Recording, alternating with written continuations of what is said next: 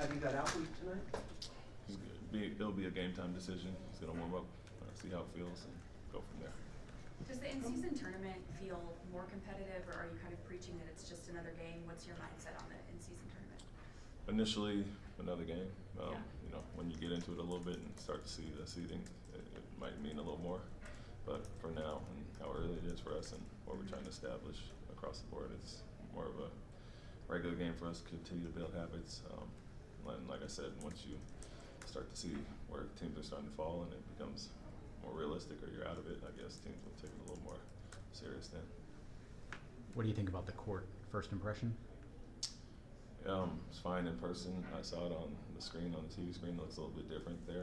I don't think it'll be a distraction or anything, but you know, I like the red. The blue is a little awkward down the middle, but no, when I just saw it on the TV screen, it's bright and stands out. But when we had shoot around this morning, no biggie. Nice enough. If you are without Alpi tonight, are there guys on the roster who can kind of do some of what he does as far as the ways that you guys try to deploy him offensively that you can kind of maybe try to replicate a little bit if you're without him? Some parts, you know, we have sets that we use guys up top regardless, and Jeff and Jock are good in the pocket. The low post scoring isn't the same. Obviously, Halperin's one of the better ones in the league there, so we can still continue to run our offense the way we have and get the movement that we like, but the post-up part will take a hit, but you get that from some of our other wings as well. Coach, talk about the confidence that you guys have. You know, 4 wins and going into this game against Zion, returning to the court. How does it feel for you guys in the locker room and their mindset? Just continue to build on what we're doing well. Stay consistent with that. You know, the blueprint has kind of been set the last few games, and playing unselfish on offense, getting stops and turning that into offense. Guarding at a high level, and then, you know, outplaying teams effort-wise, you know, and so that's kind of the baseline of what we want to be, regardless of who we're playing. And you know, although today is a different test with some new personnel and Williamson returning, we want to continue to do what we're doing well and take on another challenge. But the group is confidence growing in what we're doing. I think just game by game, learning a little bit more about each other. And, you know, we're in a good place. Coach, what did I was talking to Jabari the other day. He said that the hit-first mentality that you all have, as far as the last 4 games in the first quarter, y'all are averaging 34 points. And he said that that's a model that you all have. Yeah, you know, I talked about that at the start of the season, but even lately, you know, we got some poor starts preseason and early season games. So for us, it was get out to a better start.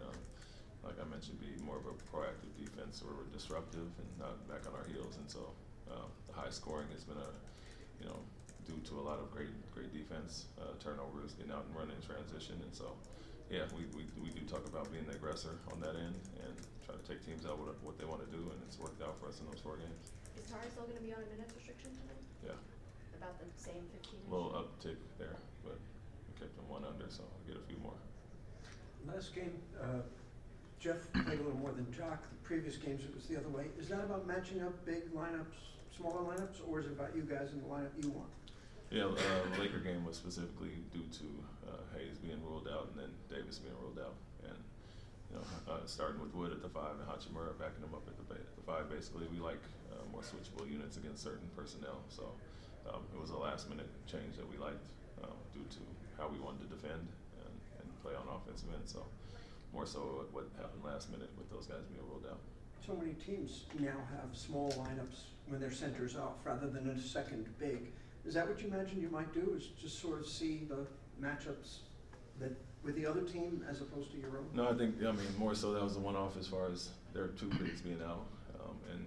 And we wanted to guard Hachimura and Christian, take away the pick and pops and switch most of his actions, which worked there. But, you know, we feel confident either way. Teams will try to downsize against us to, you know, take Alfred out of the game, and we like to stick with what we do well and punish them on the other end. So, you know, if he scores or gets some rebounds or, you know, bully some guys a few times, they'll come back with a big lineup. So instead of us reacting to what they're doing, we like to leave them in, and Jock fits in that mold as well. So the guy that can switch some can guard traditional and does a little bit of everything offensively. So we're comfortable with him regardless, but can always go down to Jeff or Jabari or whoever we like at the 5 as well.